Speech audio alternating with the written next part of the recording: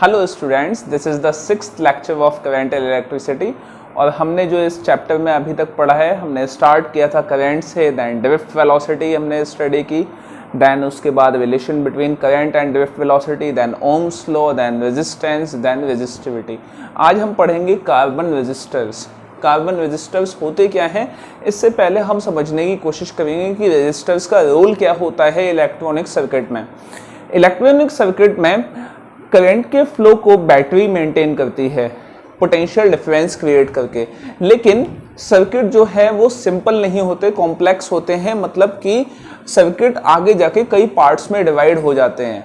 अब हर पार्ट में करंट का फ्लो कितना चाहिए उसको कंट्रोल करने के लिए रेजिस्टर्स लगाए जाते हैं। जिस पार्ट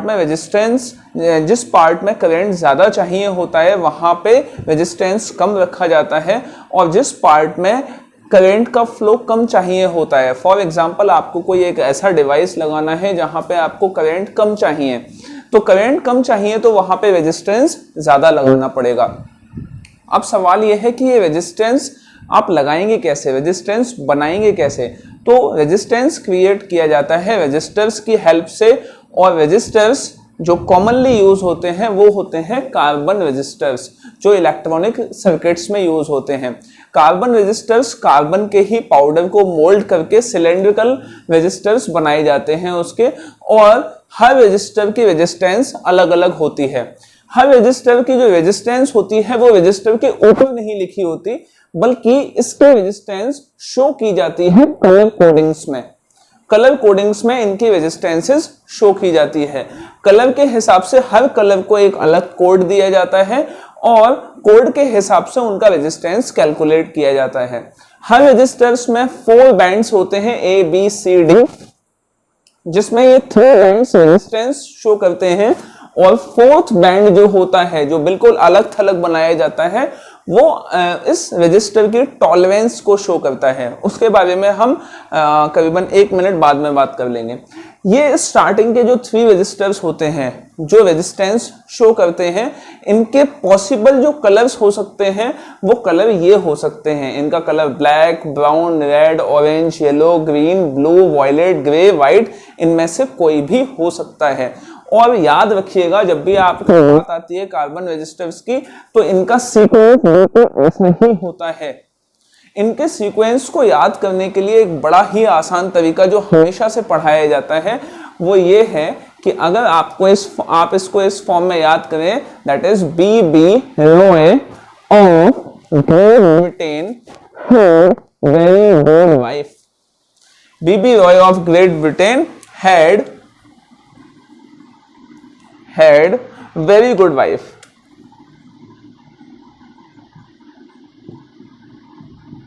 Good wife। तो इस सीक्वेंस में ही इसको याद करना होता है। रेजिस्टर्स जो है वो इसी सीक्वेंस में आपको इनकी कलर बैंड्स को याद करना होता है। इसके अलावा ये जो कलर बैंड्स हैं इनकी अलग अलग कोडिंग की जाती है। कोडिंग का मतलब होता है हर चीज़ को एक अलग नंबर दिया जाता है, और उस नंबर के बेसिस पे ही रेजिस्टेंस कैलकुलेट किया जाता है। और जो नंबर दिया जाता है वो बिल्कुल आसान है।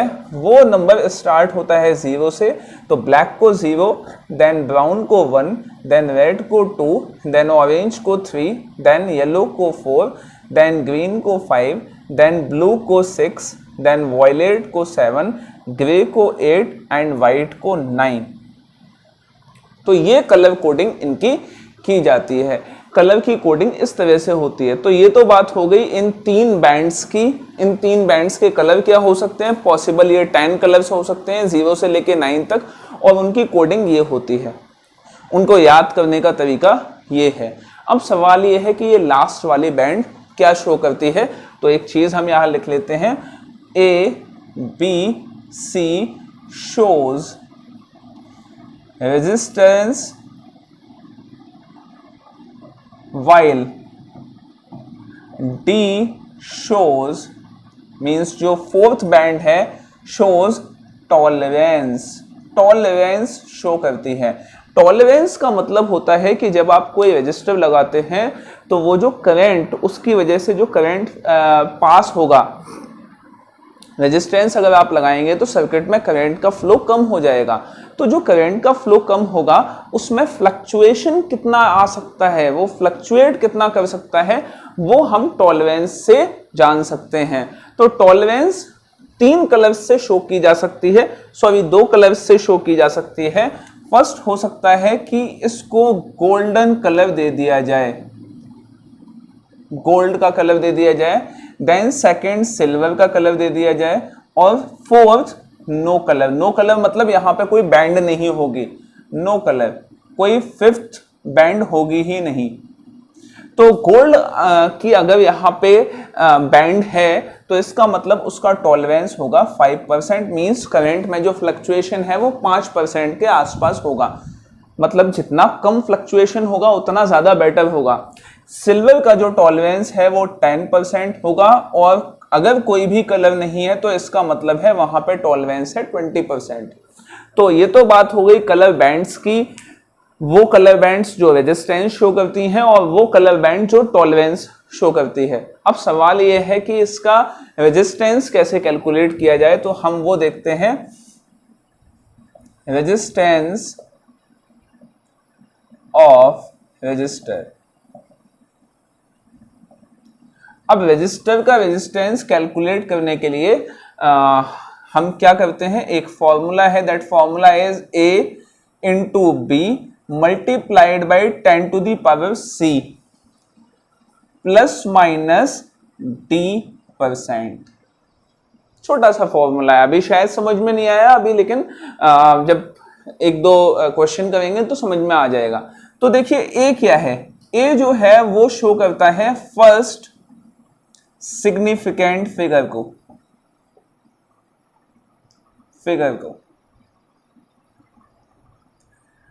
बी शो करता है सेकेंड सिग्निफिकेंट फिगर को, और सी जैसा कि दिखाई दे रहा है ये पावर ऑफ 10 को शो करता है, और डी टॉलरेंस को शो करेगा। ठीक है। अब अगर आपको एक एग्जांपल लेना हो तो एग्जाम्पल क्या है, फॉर एग्जाम्पल यही आपके पास कलर कोडिंग है। ठीक है, तो कलर कोडिंग के अकॉर्डिंग हमें रेजिस्टेंस कैलकुलेट करना है, तो हम यहां लिख लेते हैं एग्जाम्पल, एक एग्जाम्पल। और वो एग्जाम्पल क्या है कि ए का कलर जैसा दिया हुआ है आपको रेड दिया है, बी का कलर आपको दिया हुआ है ग्रीन, सी का कलर आपको दिया है ब्लू, और डी का कलर जो दिया है वो डी का कलर आपको फॉर एग्जांपल कोई भी ले लेते हैं नो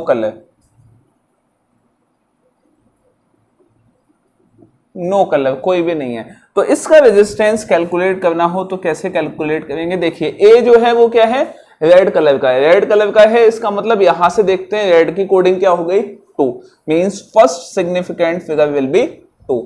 नेक्स्ट बी का जो कलर है वो है ग्रीन, ग्रीन की कोडिंग क्या हो गई, ग्रीन ये मींस 5, 2 5। ठीक है, मल्टीप्लाई नहीं होता 5 होता है सीधा। ठीक है, उसके बाद multiplied by 10 to the power C क्या है, ब्लू है, और ब्लू है आपका ये मींस 10 टू द पावर 6। ये तो हो गया रेजिस्टेंस, समझ में आ गई बात, ये रेजिस्टेंस हो गया। Plus minus D means no colour means 20%। अब इसके बाद आप कोई भी कलर बैंड लेके रेजिस्टेंस कैलकुलेट कर सकते हैं। एग्जामिनेशन में, बोर्ड एग्जामिनेशन में एक क्वेश्चन बनता है कलर बैंड्स का, और 2 तरह के क्वेश्चन ही आते हैं कि ये एक तो आपको कलर बैंड दे दी जाए तो रेजिस्टेंस कैलकुलेट करवा लिया जाएगा, या फिर आपको रेजिस्टेंस दे दिया जाएगा और आपसे कलर बैंड का सीक्वेंस पूछ लिया जाएगा। तो दोनों ही बड़े आसान है, आप दोनों इजीली कर सकते हैं। 2-4 क्वेश्चन अपने आप सॉल्व कीजिएगा, आपको आ जाएगा। बेटा इजी क्वेश्चंस हैं ये, इनको सॉल्व कीजिए। सॉल्व करने के बाद फ़ोटो क्लिक करके मुझे व्हाट्सएप पे सेंड कर दीजिए, यह आज आपका होमवर्क है। अगला टॉपिक है कंडक्टेंस। कंडक्टेंस को जी से रिप्रेजेंट किया जाता है। कंडक्टेंस किस चीज को रिप्रेजेंट करता है, कंडक्टेंस बिल्कुल अपोजिट होता है रेजिस्टेंस का। जहां रेजिस्टेंस बात करता है hindrance to the flow of current, वही कंडक्टेंस बात करता है ease to the flow of current, कि कितने नंबर ऑफ चार्जेस फ्लो होते हैं एक कंडक्टर से, ठीक है। So this is the definition of conductance. Conductance क्या है? Number of charges phloem through a conductor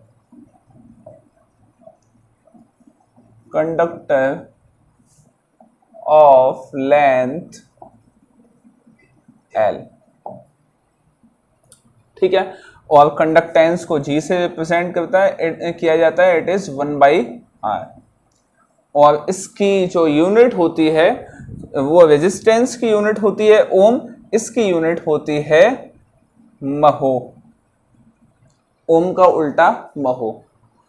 एक सवाल आपके दिमाग में आना चाहिए कि हमने करंट में भी तो यही बात की थी, नंबर ऑफ चार्जेस फ्लोन, लेकिन एक बात वहां पे आप को अगर नहीं ध्यान में आई हो तो ध्यान में आ जाए कि हम वहां बात करते हैं number of charges phloem per unit time.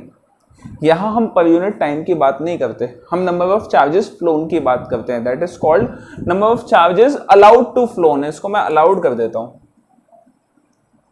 Allowed to flow through a conductor of length L, this is called conductance of the conductor। ये कंडक्टेंस हुआ करती है कंडक्टर की। अगला टॉपिक है रिलेशन बिटवीन करंट डेंसिटी, जिसको J से represent करते हैं, कंडक्टिविटी जिसको सिग्मा से रिप्रेजेंट करते हैं, इलेक्ट्रिक फील्ड जिसको E से डिनोट करते हैं। कंडक्टिविटी एक बार देख लेते हैं, जो कि हमने अभी तक नहीं पढ़ा है। कंडक्टिविटी जो है, कंडक्टिविटी जिस तरह से कंडक्टेंस 1 रेजिस्टेंस होता है, वैसे ही कंडक्टिविटी जिसको सिग्मा से रिप्रेजेंट किया जाता है, ये 1 रेजिस्टिविटी होता है। This is 1 resistivity. तो बस ये रिलेशन आपको पता होना चाहिए कंडक्टिविटी का। अब हम रिलेशन निकालते हैं इन तीनों का, ठीक है। तो देखिए स्टार्ट करते हैं। As we know, current density से ही स्टार्ट करते हैं। current density which is represented by J will be equal to, J is equal to क्या होता है? current per unit area, so I upon A। now by Ohm's law, Ohm's law से अगर current की value निकाली जाए तो V is equal to IR होता है, तो I is equal to V upon R हो गया। तो ये हमने यहां पुट कर दिया, तो J is equal to V upon R into A। अब V की वैल्यू हमने निकाली, क्योंकि इलेक्ट्रिक फील्ड का भी रिलेशन चाहिए हमने, तो V की वैल्यू हमने रख दी इलेक्ट्रिक फील्ड के टर्म्स में, E इंटू एल होता है, ठीक है। तो J is equal to E into L upon R into A, ठीक है। अब ये वाला जो रिलेशन है, ये वाला रिलेशन याद होगा, resistance is equal to rho L by A होता है। अब यहां से आपने रेजिस्टिविटी की वैल्यू निकाल ली, तो R into A divided by L हो गया, ठीक है।